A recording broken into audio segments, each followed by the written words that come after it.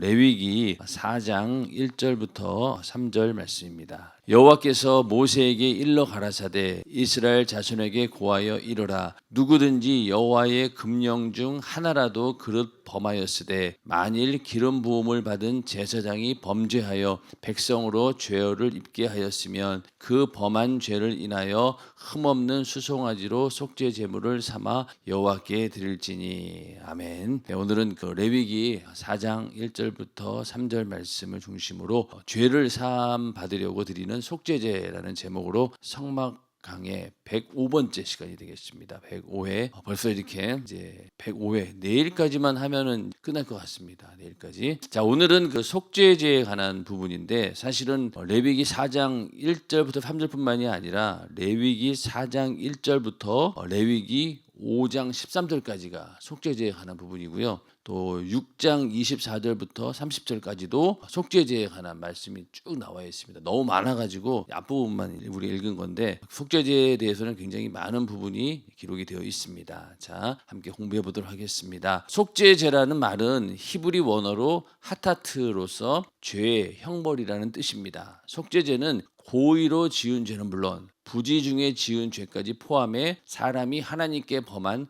총체적인 죄를 사함 받으려고 드리는 제사입니다. 하나님을 기쁘시게 하려고 드리는 제사가 아니라 자신의 죄를 사함 받으려고 드리는 제사가 속죄제입니다. 그러니까 이 굉장히 제일로 중요한 제사죠. 제사 중에 가장 중요한 제사가 바로 속죄제인데 여기에는 고의로 지은 죄는 물론이고 부지 중에 지은 죄까지도 다 포함해서 모든 사람들이 여기에 해당하는 그런 죄가 되겠습니다. 그렇기 때문에 이 속죄제는요 누구도 예외가 없습니다. 누구도 예외가 없습니다. 속죄제는 죄를 지은 사람이면 누구나 의무적으로 드려야 하기에 제사장이라도 죄를 범하면 속죄제를 드려야 했습니다. 그리고 제사 드리는 사람의 신분에 따라 제물이 달랐습니다. 기름 부음을 받은 제사장들이 속죄제를 드릴 때에는 흠없는 수송아지를 제물로 드렸습니다. 여기 이제 속죄제를 드리는 대상이 이제 달라지는데 여기 제일 먼저는 기름 부음을 받은 제사장들이 속죄의 제사를 드릴 때는 뭘 드리라고요?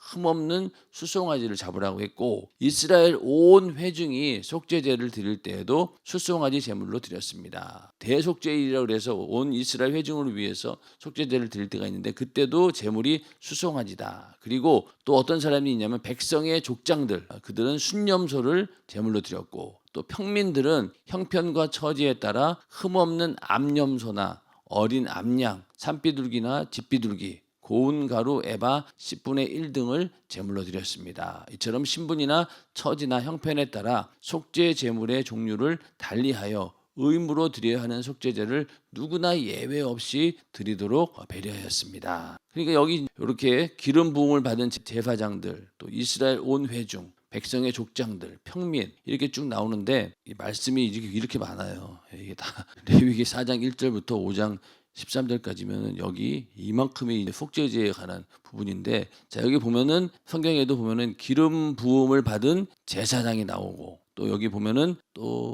이스라엘 온 회중 나오죠. 그 다음에 뒤에 가서 족장이 나오고 또 27절에 가면은 뭐가 나옵니까? 평민의 하나 이렇게 해서 쫙 전부 다 이게 속죄제에 해당이 되는데 그리고 또 속죄제를 드리는 규례에 대해서 제사 드린 다음에 그 제물을 어떻게 하느냐에 따른 것들도 다 나와 있습니다. 그렇기 때문에 이 속죄제가 굉장히 많은 부분이 이렇게 할애가 되어 있습니다. 자, 그래서 이 안에 있는 그 속죄 절차나 이런 것들은 나중에 정리를 하면은요 금방 이해가 되고 그거 하나를 우리가 뭐 다 일일이 이해만 하면 돼요. 이걸 막 우리가 다 막 외울 필요도 없고 또 그런 부분이니까 여러분들이 이 제사의 부분에 대해서는 그 의미와 또 그 내용을 오늘날 우리가 어떻게 적용할 것인가 그런 부분들을 잘 생각을 해야 됩니다. 자, 그래서 이 속죄제는 일단은 누구나 예외가 없다. 제사장들, 온 회중, 족장들, 평민에 이르기까지 다 죄가 있으면 무조건 이 제사를 드려야 되는 겁니다. 속죄제 규례를 보면 하나님 앞에는 모든 사람이 죄인입니다. 의인은 없나니 하나도 없다고 하신 말씀대로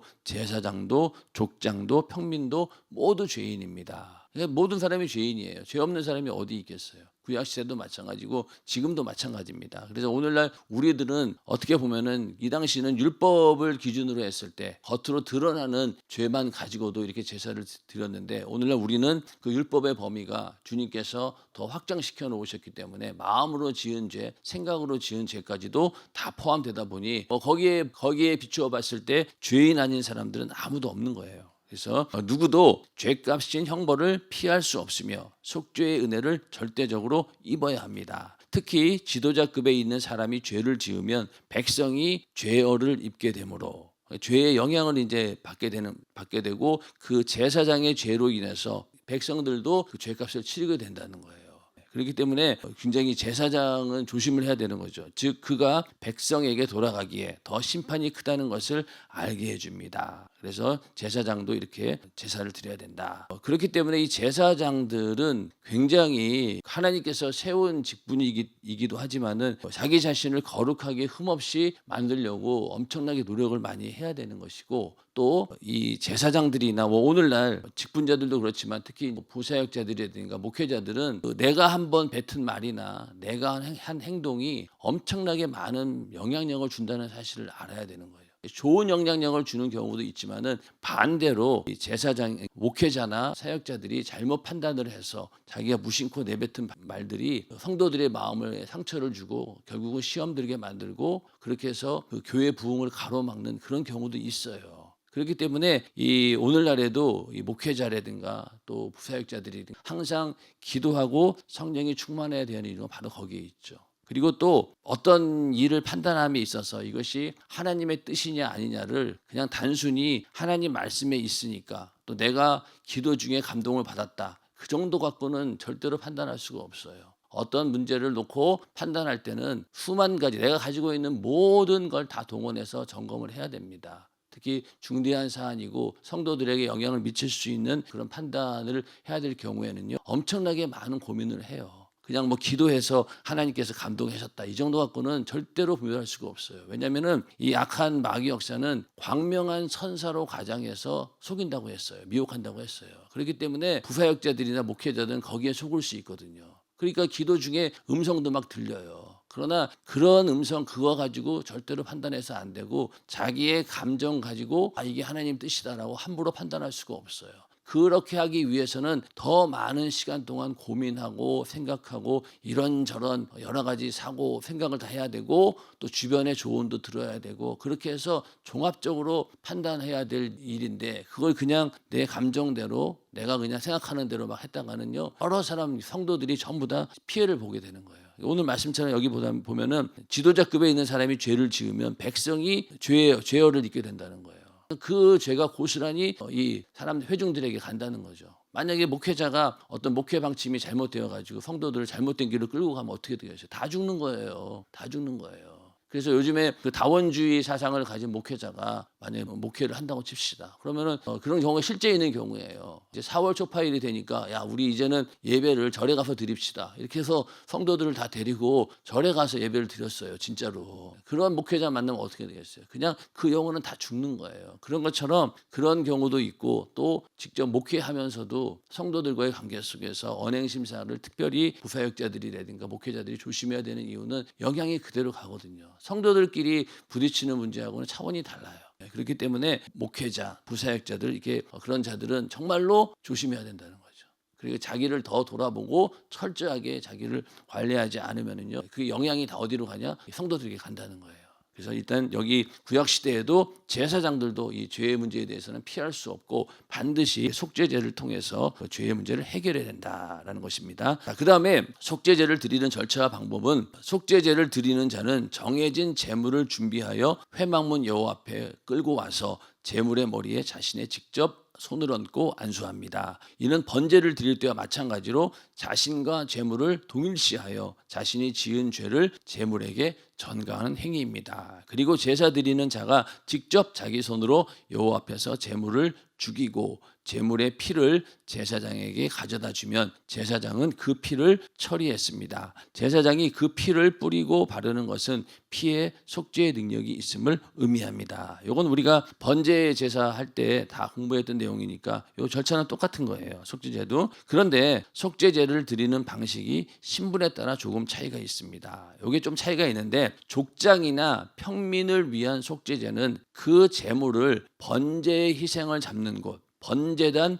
북편 성막들에서 잡고 그 피는 어디다가 바르냐면은 번제단 뿔에다가 바릅니다. 그러니까 제물을 잡아가지고 그 피를 번제단 뿔에 바르는데, 그리고 그 다음 제물의 피를 전부 번제단 밑에 쏟고 제물의 기름은 번제단 위에서 불살랐습니다. 제물의 고기는 제사를 드리는 제사장이 회막들 거룩한 곳에서 먹게 했습니다. 자, 요거는 족장이나 평민을 위한 속죄제의 경우가 이렇다는 거예요. 그래서 레위기 6장 25절 26절에 보면은 아론과 그 아들들에게 고하여 이르라. 속죄제의 규례는 이러하니라. 속죄제 희생은 지극히 거룩하니 여호와 앞 번제 희생을 잡는 곳에서 그 속죄제 희생을 잡을 것이요, 죄를 위하여 제사 드리는 제사장이 그것을 먹되 회막들 거룩한 곳에서 먹을 것이며. 자, 이거는 족장이나 평민을 위한 속죄제의 경우에 해당하는 것이고, 그러나 제사장이나 회중을 위한 속죄제를 드릴 때에는 제사장이 여호와 앞 회막 앞에서 제물인 수송아지를 잡은 후 성소 안으로 들어가. 아까는 좀 다르죠. 아까는 번제단에 있으니까 안으로 들어갈 필요는 없는데 그냥 성소 안으로 들어가서 제사장이 손가락에 그 피를 찍어 성소장, 이건 휘장을 말하는 겁니다. 성소와 지성소 사이를 막은 휘장 앞에 그 피를 7번 뿌립니다. 자, 아까 같은 경우에는 어떻게 했어요? 번제단 그리고 분향단에다가 번제단 뿔에다가 피를 발랐다고 했죠. 그렇죠? 근데 여기는 어떻게 하느냐? 그 피를 번제단의 뿔이 아닌 성소 안에 있는 분향단 뿔에 발랐습니다. 자, 그러니까 제사장이나 회중을 위한 속죄제의 경우에는 그 제물을 잡은 다음에 그 피를 어디다 발랐냐면 바로 분향단 뿔에다 바른 거예요. 그러니까 이거는 성소 내부에서 일어나는 거예요. 성막이 있으면은 번제단은 뜰에 있는 것이고 그 성막 안으로 들어가잖아요. 그러면 요 안은 이제 성소 안에서 이런 일들이 이루어지는 게 차이가 있다는 거예요. 그러니까 제사장이나 회중을 위한 속죄제를 드릴 때는 이 분향단 뿔에다가 이제 피를 바른다는 겁니다. 그리고 제물의 기름은 번제단에 불살랐습니다. 그 외에 제물의 가죽, 고기, 머리, 다리, 내장, 똥 등은 번제단이 아닌 밭갓 재 버리는 정결한 곳에 가서 나무 위에 올려놓고 불살랐습니다. 그게 이제 아까는 그냥 번제단에다가 불살랐는데 여기는 번제단이 아니라 밭갓 재 버리는 정결한 곳에 가서 나무 위에 올려놓고 불살랐다는 거예요. 차이가 좀 있죠. 그래서 제사장이나 회중을 위한 속죄제 드릴 때는 이렇게 좀 다르다라는 것이 있고, 그러다 보니 그 진 밖에 바깥 재버리는 곳에다가 드린다라는 그런 의미가 이제 어떤 게 있냐면은 번제, 소제, 화목제는 모두 향기로운 냄새를 나게 하는 제사로 하나님 앞에 연락하는 제사였습니다. 그러나 속죄제는 연락을 위한 제사가 아니라 속죄를 위한 제사입니다. 내 죄를 용서함 받기 위한 제사라는 거예요. 그래서 번제, 소제, 화목제는 제물을 드리는 자가 하나님께 만족을 드리려고 나오지만 속죄 제물을 드리려 나오는 자는 죄를 범한 죄인이기에 하나님께 긍휼과 자비를 구하려 제사를 드립니다. 이 제사 드리는 이 자세와 마음 태도가 다르다는 거예요. 그래서 번제, 소제, 화목제는 제물을 모두 번제단에 태워 하나님께 향기로운 냄새로 제사를 드린 데 견주어, 속죄제는 모든 기름, 콩팥과 함께 모든 기름만 번제단에서 불살라 제물로 드렸습니다. 그리고 그 다음 처리 방법이 다른 제사와 달랐습니다. 이게 이제 진 밖에다가 이제 버린다는 거예요. 남은 제물에 대한 처리 방법이 제사를 드리는 자의 신분에 따라 다릅니다. 족장이나 평민의 속죄 제물 중 번제로 드리고 남은 것은 제사를 드리는 제사장에게 주어 회막들 거룩한 곳에서 먹으라고 했지만, 아까 우리가 봤죠. 그러니까 족장이나 평민의 속죄를 위한 제사, 거기에 나오는 제물은 번제를 드리고 남은 것은 누구에게 드리라고요? 제사장에게 주라는 거예요. 제사장에게 주라는 거다. 그리고 제사장도 회막들 거룩한 곳에서만 먹으라고 했습니다. 이게 이제 법이고, 제사장이 범죄하거나 이스라엘 온 회중이 범죄하여 드리는 속죄제인 경우는 기름을 제외한 제물들은 모두 어디다 버리라고요? 진박, 재 버리는 곳에 태웠습니다. 이게 좀 다른 거죠. 다릅니다. 다시 말해, 이게 중요합니다. 속죄 제물의 피를 성소 번제단 뿔에 바른 후 드린 제물은 제사장이 먹되, 그러나 속죄 제물의 피를 성소 안에 뿌린 후 드린 제물은 진 밖에서 불살라 태우라는 것입니다. 레위기 6장 30절에 보면은 피를 가지고 회막에 들어가 성소에서 속하게 한 속죄제 희생의 고기는 먹지 못할지니 불살을지니라. 그러니까 이 제사장이 범죄하거나 이스라엘 온 회중이 범죄하여 드리는 속죄제의 경우는 그 제물을 전부 다가 완전히 태워버려서 없애버리라는 거예요. 그러나 그 아까 같은 다른 경우에는 어떻습니까? 그거를 제사장들이 먹으라고 했던 거예요. 족장이나 평민의 속죄제, 이 제물은 제사장이 먹었지만 나머지는 다 싹 다 불태워 버리는데, 그것도 번제단이 아닌 진 밖에서 불살라 버리라는 겁니다. 그래서 왜 그러냐? 속죄 제물은 그 자체가 죄로 간주되어서 지인이 아닌 들판에 내던질 정도로 완전히 죄와 동일시했습니다. 이거는 그냥 이 완전히 죄덩어리다, 그렇게 간주되어 가지고 들판에다가 완전히 버려진다는 거예요. 그 정도로 이 여기에 해당하는 속죄 제물은 그런 취급을 당하죠. 그래서 광야 시대에 진박기라고 하는 공간은 이스라엘 백성 가운데서 버림받은 자들이 기거하는 수치스럽고 저주받은 장소였습니다. 자, 그러면서 이제 성경에 몇 가지 예가 나오는데, 여기 레위기 10장 4절에 있는 요 말씀, 여기는 뭐냐면은 그 모세가 아론의 아잡이 우시엘의 아들 미사엘과 엘사반을 불러 그들에게 이르되 나와 너희 형제들을 성소 앞에서 진 밖으로 메어가라 하면, 이게 뭐냐면은 그 아론의 아들 두 아들이 있었죠. 나답과 아비후가 다른 불을 피우다가 요 앞에서 그냥 그 자리에서 즉사한 거예요. 그 다음에 그 처리를 어떻게 하냐면은 성소 앞에서 진 밖으로 메어 가라 한 거예요. 완전히 진 밖에다 버리라는 거예요. 그렇게 얘기를 하고 있고, 또 여기 레위기 24장 14절에 보면은 저주한 사람을 진 밖에 끌어내어 그 말을 들은 모든 자로 그 머리에 안수하게 하고 온 회중이 돌로 그를 칠지니라. 여기는 어떤 상황이냐면은 어떤 여자가 여호와의 이름을 막 회방한 거예요. 저주하고. 그냥 그 자리에서 그냥 그 사람을 끌고 와서 하나님께서 돌로 쳐 죽여라 해서 그 여자 그냥 그대로 돌로 쳐 죽임을 당한 겁니다. 그러고 나서 어떻게 하냐면은 진 밖에 끌어내서 버리라는 거예요. 이렇게 완전히 그 죄의 덩어리, 완전히 죄다라고 하는 것은 이렇게 진 밖에다가 버리라는 겁니다. 그런데 예수님께서 바로 이런 취급을 당하신 거예요. 예수님께서. 그러므로 그런 장소에서 속죄 제물을 전부 불태운 것은 장차 올 인류의 속죄 제물이 되실 예수 그리스도께서 영문 밖에서 당하실 고난과 죽음을 예표한다고 할 수 있습니다. 자, 예수님께서 이런 취급을 받으신 거예요. 완전히 영문 밖에다가 버려진 거죠. 그만큼 예수님의 그 육신은 인류의 모든 죄를 담는 완전히 그 죄의 덩어리 그 자체인 거예요.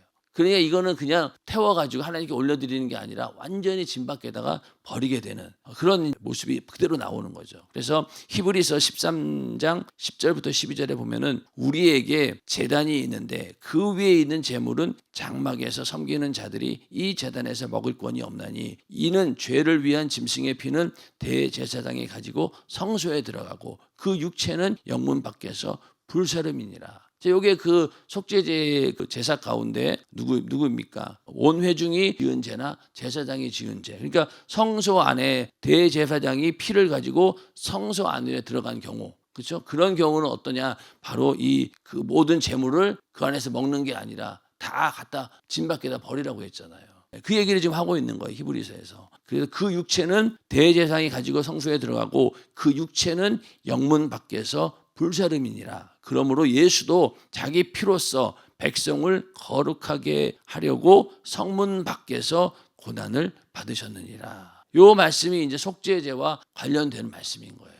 그러니까 그 속죄제를 모르면은 히브리서 이 말씀을 이해를 못 하겠죠. 그렇기 때문에 히브리서를 기록한 목적은 바로 그 당시 유대인들, 특히 유대인들 가운데서도 제사장 직분자들이던가 또 제사에 참여해서 이런 경험이 많은 사람들을 놓고 이 말씀을 기록한 겁니다. 구약의 이런 모든 제사나 이런 것들을 잘 아는 사람들에게 그 히브리서 기자는 그거를 빗대어서 예수를 설명한 거예요.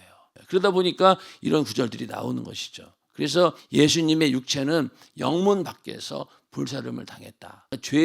완전히 죄의 덩어리인 거예요. 이거는 죄 그 자체다. 이거는 그냥 완전히 진 밖에 버려야 된다. 아까 그 저주받은 자들, 그렇죠? 하나님의 불을 잘못 들여가지고 죽은 아론의 두 아들, 또 여호와의 이름을 막 저주하고 해방했던 그런 자들이 버려지는 곳에 예수님도 버려졌다는 거예요. 그 얘기는 결국 뭡니까? 우리가 죄로 인해서 그렇게 버림받았어야 된다는 거예요. 돌에 맞아 죽었어야 되고, 그리고 그냥 시체도 그 성막 거기에 두는 게 아니라 완전히 그 진 밖에다가 버려지는 그런 존재가 바로 우리라는 거예요. 근데 우리를 대신해서 예수님께서 영문 밖에서 고난을 받으셨다는 것은 완전히 죄인 취급받고 죄 취급받고 쓰레기처럼 버려졌다는 거예요. 쉽게 얘기해서. 그러니까 예수님께서 당한 고난이 얼마나 큰 고난이었겠냐는 거죠. 하나님의 아들이신데 그렇게 십자가에 달려서 고난 당하고 그렇게 조롱을 당한 것도 이것도 참 못 견딜 만한 일인데 그 시체까지도 완전히 버려져 가지고 죄덩어리 취급받고 쓰레기 취급을 받았으니 이게 다 우리가 당할 고난이었, 우리가 고난이고 죽음이었다는 거예요. 그렇게 예수님께서는 대신 그렇게 성문 밖에서 고난을 받으신 겁니다. 그 속죄의 은혜 때문에 우리가 지금 이 자리에 있는 것이죠. 인정하시면 아멘 하시기 바랍니다. 우리가 이렇게 얼굴 들고 하나님 앞에 예배 드릴 수 있는 거 예수 그리스도의 속죄의 은혜가 아니고는 도저히 불가능한 거죠.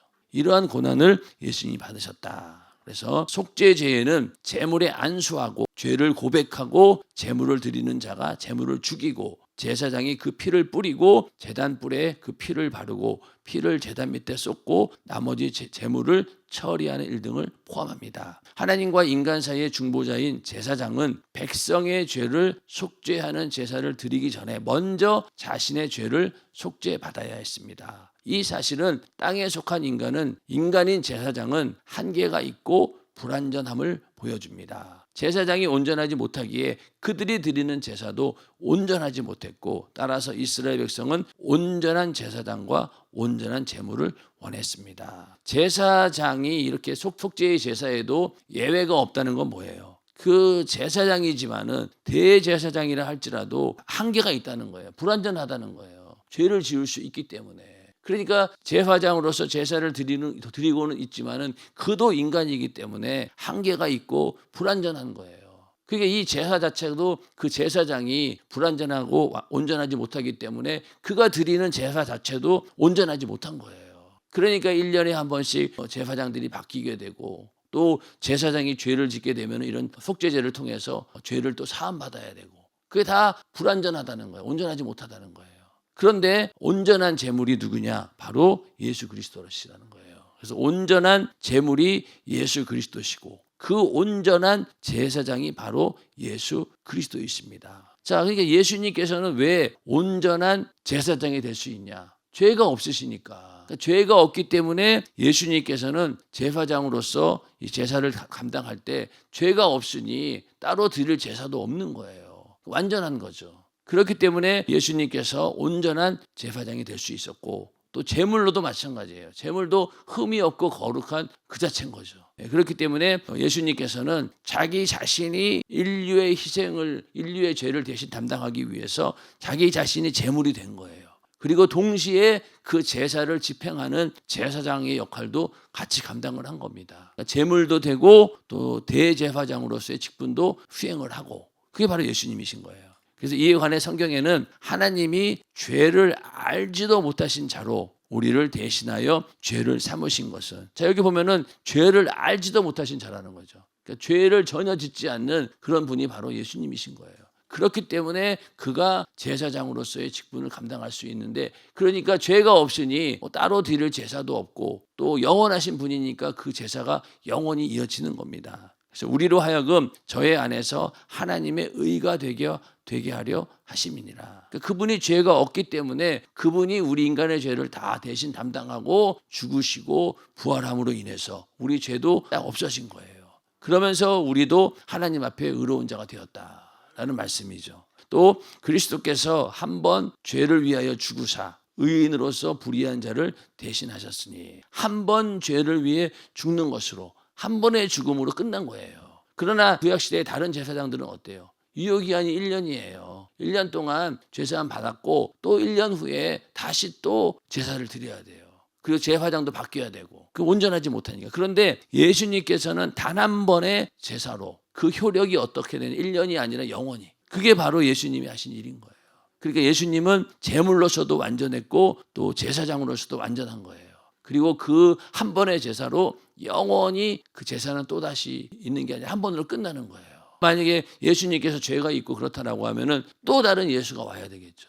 또 한 번 제사를 드려야 되는. 근데 그럴 필요가 없다는 겁니다. 왜? 예수님께서 단번에 영원히 하나님께 효력이 있는 제사를 드렸기 때문에. 그렇기 때문에 예수의 피가 위대한 겁니다. 이 한 번의 제사로 모든 인류가 싹 다 죄사함 받고 구원받았다라고 하니 그 피의 능력이 얼마나 대단하냐는 거예요. 그래서 히브리서 기자가 계속 대제사장하고 제사 얘기를 한 것은 너희들이 구약시대 그렇게 대단하게 여겼던 대제사장 또 아주 화려한 제사의 제도 그런 것들에 너희가 아직까지 미련을 버리지 못하고 있구나. 왜냐하면 그 히브리서 그 읽는 독자가 바로 그런 사람들이었거든요. 유대교회에 있다가 유대교회에서 잘 나가던 사람들이 예수 믿고 핍박을 받고 자기네 기득권이 다 빼앗겨 버린 거예요. 얼마나 좌절했겠어요. 그럴 때 히브리서 기자는 니들이 그렇게 대단하게 여기던 대제사장 그거 별거 아니야. 걔네들 1년에 한 번씩 이렇게 또 다른 제사를 드리고 그 제사장도 죄를 벗어나지 못하지만 예수님은 한 번의 제사로 영원한 인류를 속죄하는 그런 제사를 드린 사람이고 그런 분이셔. 그러니까 너희는 그때 제사장보다 훨씬 더 큰 예수를 바라보라는 겁니다. 그렇게 하는 게 바로 히브리서 기자의 목적인데 그런 것처럼 예수님은 한 번의 제사로 다 끝내버리신 거예요. 다른 제사가 이제 필요 없습니다. 이처럼 속죄제는 인간의 죄를 사해 주시려고 대속의 피를 흘려 단번에 드린 예수 그리스도의 영원한 제사를 대표합니다. 단번에 드렸고 영원하다. 한 번으로 끝나고 그 유효 기간은 영원하다는 거예요. 그러니까 우리가 예수님 앞에 나가서 우리의 죄를 고백하고 회개하고 죄사함 받고 하나님께 나아가는 새롭고 산 길이 열렸다는 거죠. 그때부터 우리가 하나님께 마음껏 예배 드릴 수 있는 거예요.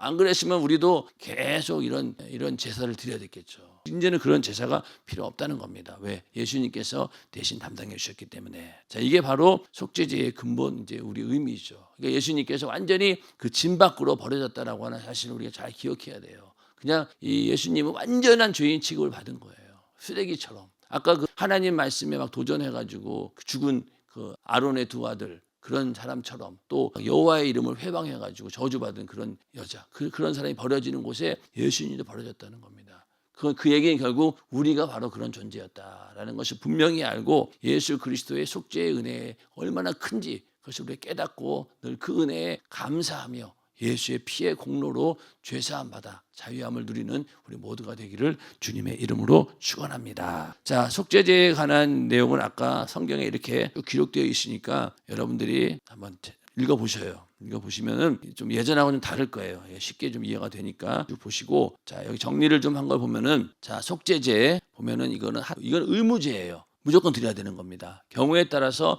피를 번제단 뿔에 바르고 밑에 쏟는다. 제사장 및 회중 전체를 위한 속죄제의 경우는 피를 성소장, 휘장에다 7번 뿌리고 분향단 뿔에다가 바른다. 이게 다르다고 했죠. 그 다음에 이런 것들을 불살라 드리고 제사장과 회중의 속죄의 경우는 희생 제물에 전부 다 불살라 진 밖에서 불살라 드린다고 했죠. 그리고 목적은 모든 율법에 범한 죄를 속죄하는 것이고 인간의 근본적 죄성을 고백하고 하나님으로부터 가리움을 받는 이게 바로 제사의 목적입니다. 그리고 제물은 제사장 및 회중에 따라서 족장, 평민, 서민 아주 극빈자는 그냥 그 곡물로 고운 가루 에바 10분의 1로 드리도록 다 배려를 해놓았습니다. 그리고 제물을 분배함에 있어서는 다 하나님께 드리는 부분이 있고 특히 여기 족장 및 평민의 속죄 제물 중 하나님께 불살라 드리지 않는 부분은 성막 안에서 제사장들이 먹는다.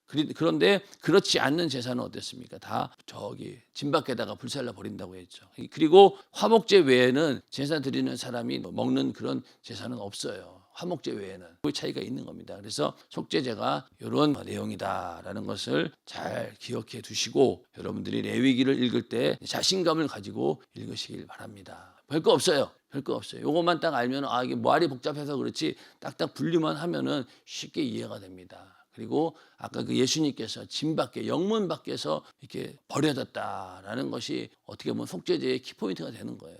그런 정도로 예수님께서 고난을 당하셨구나. 완전한 죄인 취급. 정말로 왜 우리도 죄인된 이 쓰레기 같은 나를 하나님 구원해 주시니 감사합니다. 그렇게 고백하잖아요. 실제로 예수님께서 완전 쓰레기 취급받아서 던져진 거예요. 그러니까 너무 은혜가 큰 거죠.